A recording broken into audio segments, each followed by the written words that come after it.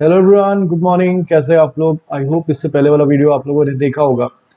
तो हमने exponent and powers chapter भी खत्म कर लिया और ये आपका है चैप्टर नंबर 11। तो जिसमें हम लोग देखेंगे डायरेक्ट एंड इनवर्स प्रोपोर्शन। ठीक है, तो रेशियो वगैरह हमने ऑलरेडी पढ़ रखा है। तो ये चैप्टर आपके लिए बहुत ज़्यादा नया नहीं होगा, बट हाँ बहुत अच्छा चैप्टर है और बहुत इंपॉर्टेंट चैप्टर है। ठीक है, तो चलिए स्टार्ट करते हैं। बट अगेन, अगर किसी भी वीडियो में आपको कोई डाउट होगा तो आप उसके कमेंट सेक्शन में जाके बता सकते हो, या आप मुझसे इंस्टाग्राम पे भी कनेक्ट करके पूछ सकते हो। ठीक है, तो चलिए स्टार्ट करते हैं। तो देखिए होता क्या है डायरेक्ट एंड इनवर्स प्रोपोर्शन। जैसे मैं हमेशा आपको बताता हूँ कि इसमें हम लोग क्या क्या पढ़ेंगे, वो देखेंगे हम लोग, और चैप्टर का मतलब क्या है। ठीक है, तो सबसे पहले हम देखते हैं प्रोपोर्शन क्या होता है, फिर देखते हैं कि ये डायरेक्ट और रिवर्स क्या होता है। ठीक है, तो देखो रेशियो आपको पता है, जिसमें हम लोग दो क्वांटिटी को डिवाइड करते थे। ठीक है, अब जब दो रेशियो को कंपेयर किया जाता है या इक्वेट किया जाता है, वही प्रोपोर्शन कहलाता है। ठीक है, अब कहोगे इसकी क्या नीड है, तो देखो समझो। जैसे फॉर एग्जांपल, जैसे मान लो आपसे पूछा, बहुत से क्वेश्चन आपसे आपके रियल लाइफ में डेली आपके बहुत से ऐसे क्वेश्चन आते होंगे जहां पे आप इसका यूज करते होंगे बट आपको पता नहीं होगा। ठीक है, जैसे फॉर एग्जांपल मान लो आप वॉक करने जाते हो। ठीक है, तो आप 30 मिनट वॉक करते हो, तो आपने देखा आप 30 मिनट में 2 किलोमीटर चले जाते हो। ठीक है, अगर कोई पूछे मैं 60 मिनट वॉक करूंगा तो कितना जाऊंगा। ठीक है, ऐसे क्वेश्चन आते होंगे, राइट। 1 किलो आलू आपको मिलता है 10 रुपए में, तो 10 किलो आलू कितने में मिलेगा, ये क्वेश्चन आपके पास आते होंगे, राइट। 5 लोगों के लिए जब चाय बनाते हो तो 6 कप मान लो चीनी, 6 चम्मच चीनी लगती है। 10 लोगों के लिए बनाओगे तो कितनी लगेगी, राइट। तो ऐसी चीजों को हम मतलब वर्बली कर लेते हैं, बिना कैलकुलेशन किए, बिना सोचे कि ये मैथ का पार्ट है। ये सब सोचे बिना हम ऐसे क्वेश्चन सॉल्व कर लेते हैं, बट यही प्रोपोर्शन है और कुछ प्रोपोर्शन नहीं है। और इसीलिए हमें इसकी नीड है, क्योंकि ये अगर हमें नहीं पता होगा तो फिर हम क्वेश्चंस नहीं कर पाएंगे। इसे और भी क्वेश्चंस आते हैं, जैसे एक काम को 10 लोग 5 दिन में करते हैं तो 5 लोग मिलकर कितने दिन में करेंगे। तो ऐसे क्वेश्चंस पे भी प्रोपोर्शन लगता है। ठीक है, तो प्रोपोर्शन क्या हुआ कि इक्वेटिंग टू रेशियोज। ठीक है, क्योंकि हमें पता होता है ना रेशियो बराबर होते हैं। जैसे फॉर एग्जांपल अगर मैं कहूँ कि जैसे अगर ये लोग सेम रेशियो में है, मतलब 3/6 ये लिखा है और ये आपका लिखा है 1/2, तो अगर ये सेम रेशियो है तो ये दोनों इक्वल होंगे। ठीक है, तो इसी का क्वेश्चन बन जाता है कि अगर ये 3/6 था तो ये अगर 1 है तो ये कितना होगा, तो उसी को हम x मान लेते हैं और इक्वेट कर देते हैं, x की वैल्यू यहाँ से निकल जाती है। ठीक है, तो आई होप आपको समझ आ रहा होगा कि प्रोपोर्शन का मतलब क्या है, दो रेशियो को इक्वल करना। ठीक है, यहाँ तक समझ आया। अब आते हैं जो चैप्टर का नाम है डायरेक्ट प्रोपोर्शन और इनवर्स प्रोपोर्शन, इसको ध्यान से समझना। ठीक है, देखो प्रोपोर्शन का हमेशा मतलब यही होता है कि दो रेशियो को कंपेयर करना। ठीक है, बट अब ध्यान से समझना। जैसे अब जैसे फॉर एग्जांपल अगर तुमने 3 दिन काम किया तो तुम्हें 300 रुपये मिले। ठीक है, यहाँ तक क्लियर हो रहा है। अगर आपने 5 दिन काम किया तो कितने पैसे मिलेंगे, आप एक्स मान लोगे, इन दोनों को इक्वल रख दोगे। क्यों? क्योंकि रेशियो तो बराबर आएगा। तो 3 बाई ये जितना आ रहा है उतना ही 5 बाई ये आएगा, यहाँ से आप एक्स की वैल्यू निकालोगे 500 आ जाएगा लगभग। ठीक है, यहाँ तक क्लियर है। तो ये आपने देखा कि आपने कैसे इससे वैल्यू निकाल दी। ठीक है, यहाँ तक तो ठीक है।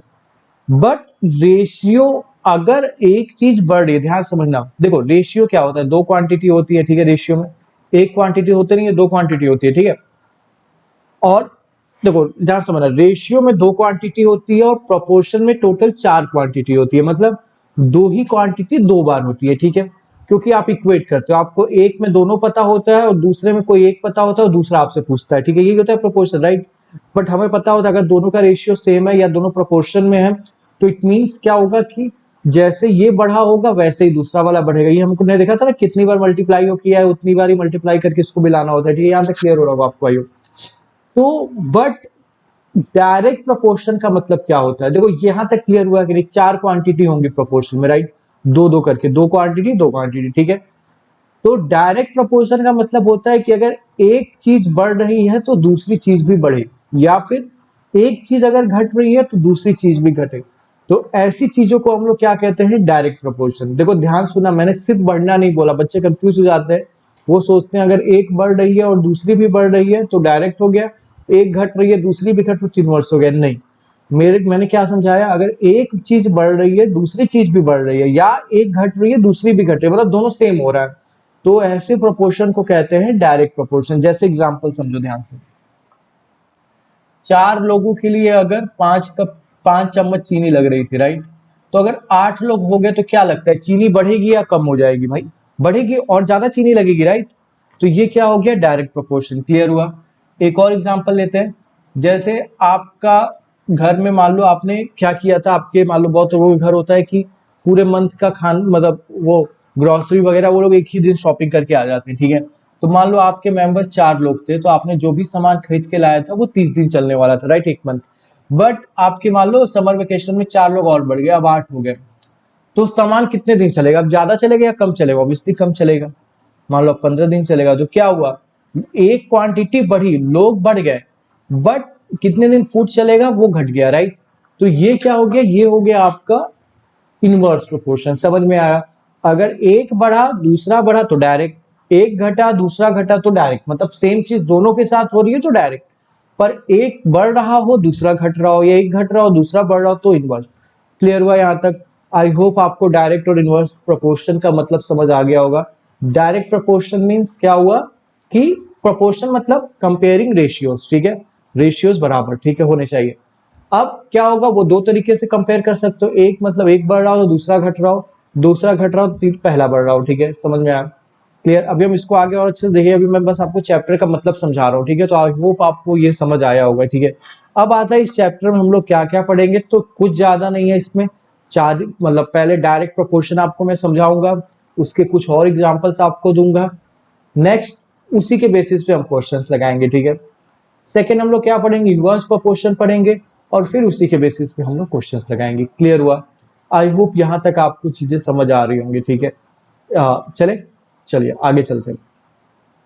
तो इस चैप्टर में यही पढ़ना है हमें, डायरेक्ट प्रोपोर्शन क्या होता है उसके क्वेश्चंस लगाने, और इनवर्स प्रोपोर्शन पढ़ना है और उसके क्वेश्चंस लगाने, ठीक है। तो चलिए अब आते हैं आगे, स्टार्ट करते हैं डायरेक्ट प्रोपोर्शन क्या होता है, ठीक है। तो जैसा मैंने बताया कि ऑब्वियसली प्रोपोर्शन है तो दो क्वांटिटी होंगी, मतलब रेशियो होगा एक्स बाई वाई, एक और रेशियो होगा एक्स बाई वाई, ठीक है। मान लेते हैं पहले वाले को एक्स वन वाई वन, दूसरे वाले को एक्स टू वाई टू, ठीक है।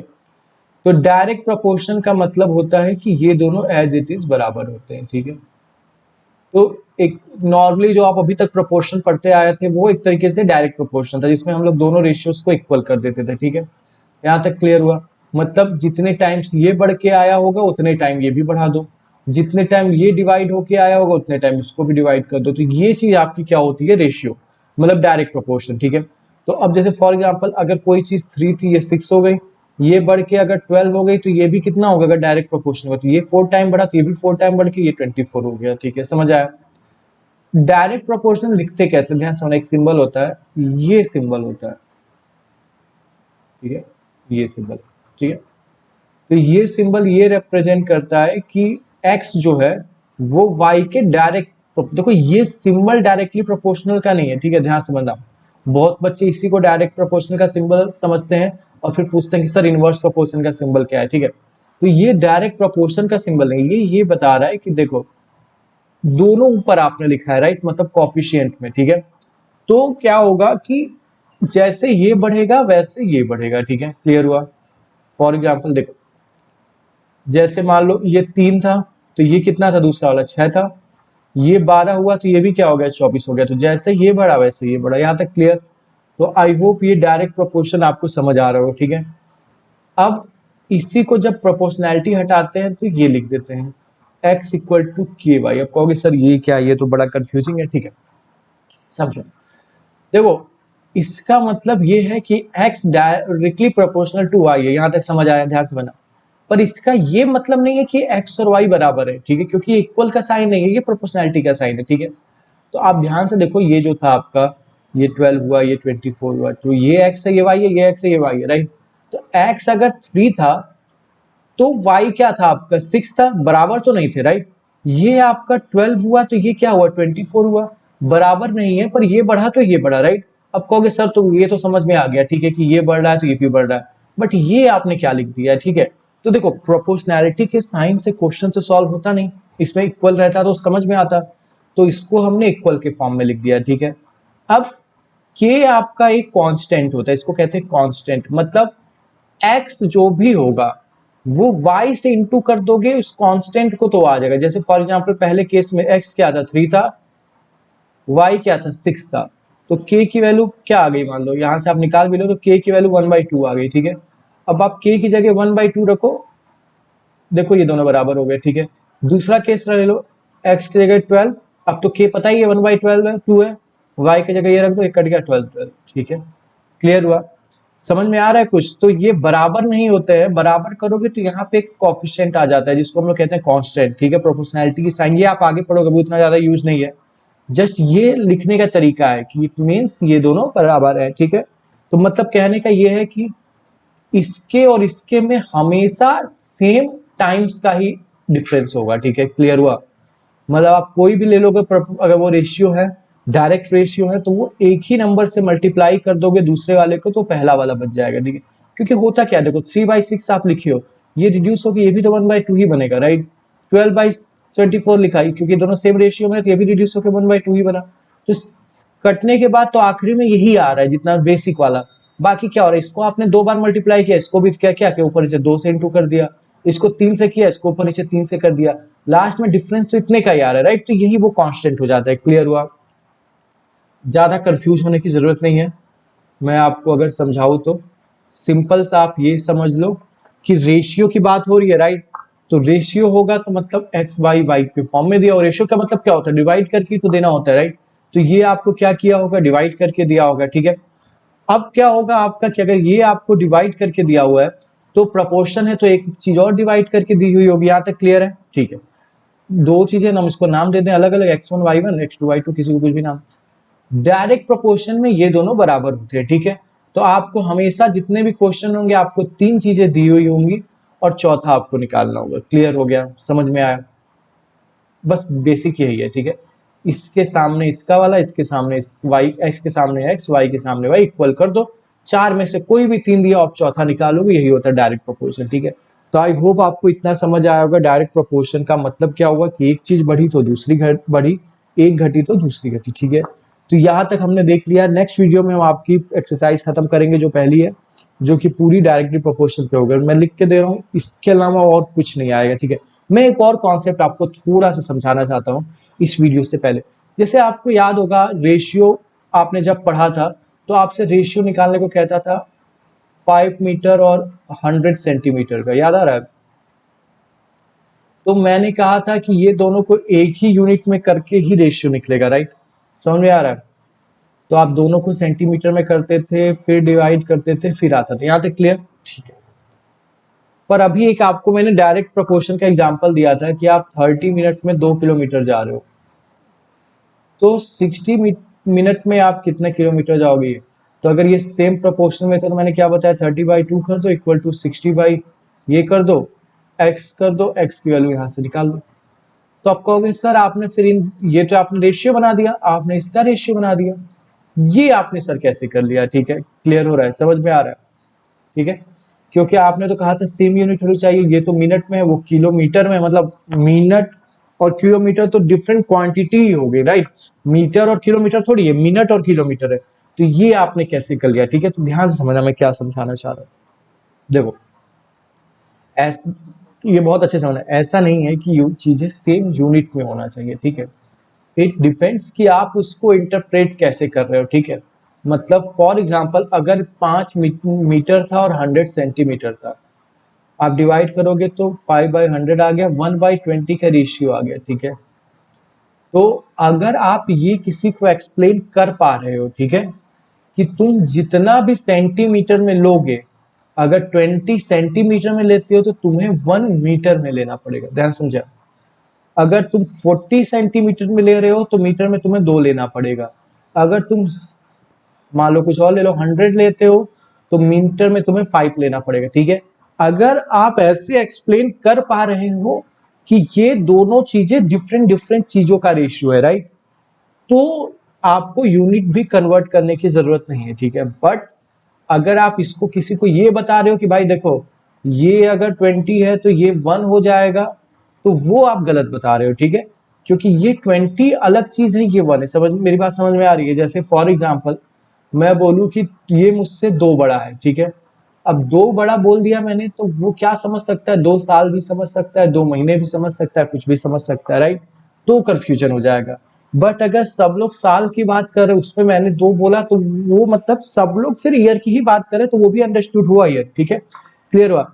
अब मैंने यहाँ पे जो रेशियो बोला कि 30 मिनट में 2 किलोमीटर, तो ये टाइम और डिस्टेंस का रेशियो है, ठीक है।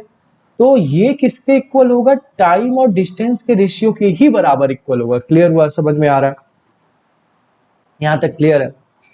तो रेशियो मतलब चीजों को जस्ट डिवाइड करना होता है, ठीक है। अगर आप सिमिलर चीजों को कंपेयर कर रहे हो, अब देखो ये सेम यूनिट में इसलिए नहीं है क्योंकि ये आप डिस्टेंस टू डिस्टेंस कंपेयर नहीं कर रहे हो, ठीक है, ये आप इसको कंपेयर कर रहे हो।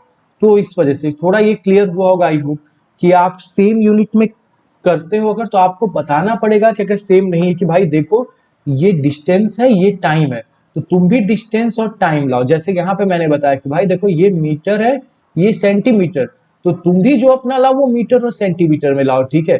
भाई रेशियो का मतलब क्या हुआ, भाई रेशियो तो किसी भी चीज का हो सकता है, जरूरी थोड़ी है कि रेशियो सिर्फ, जैसे फॉर एग्जांपल आप लोग के घर में वैसे होता होगा पहले बहुत पे टाइम में होता था कि जैसे मान लो कुछ कम चीजें आई खाने को, मान लो जैसे पिज्जा आ गया फॉर एग्जांपल, अब उसमें मान लो 3 स्लाइस है, तो अब कैसे होगा डिस्ट्रीब्यूट, 2 लोग हैं तो लोग कहते हैं ना ये बड़े हैं इनको 2 दे दो, आप छोटे उनको, तो अब क्या हुआ, आपकी एज के रेशियो के अकॉर्डिंग पिज्जा डिसाइड हो रहा है किसको मिलेगा, राइट। अब ये तो कहोगे सर ये तो कोई सेंस नहीं बना, एज को कंपेयर कर दे रहे हैं पिज्जा के साथ, तो एग्जैक्टली कंपेयर आप किसी के भी साथ कर सकते हो, जस्ट आपको वो चीज क्लियरली पता होनी चाहिए व्हाट यू आर कंपेयरिंग, आप उसको मिसअंडरस्टूड मत करो, ठीक है। जैसे अगर आप मीटर सेंटीमीटर में कर रहे हो कंपेयर और आपको पता है कि यही आना है, आप वो एक्सप्लेन कर रहे हो तो दैट्स फाइन, अदरवाइज ये नहीं। तो क्लियर हो रहा है आपको कि रेशियो के क्वेश्चंस में अगर आप यूनिट नहीं लिख रहे हो जस्ट आंसर लिख के आते हो तो दोनों सेम होने चाहिए, क्योंकि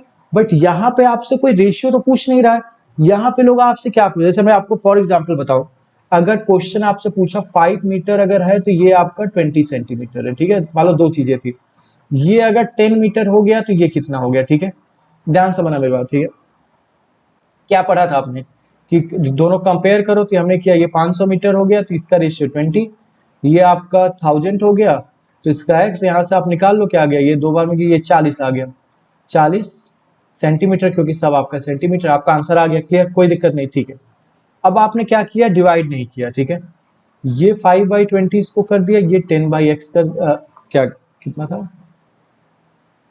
10/x कर दिया, ठीक है।